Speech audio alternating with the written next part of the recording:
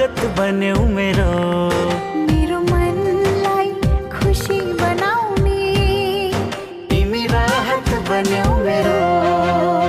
जीवन मैले जिए पनि तिमी सास बन्नौ है।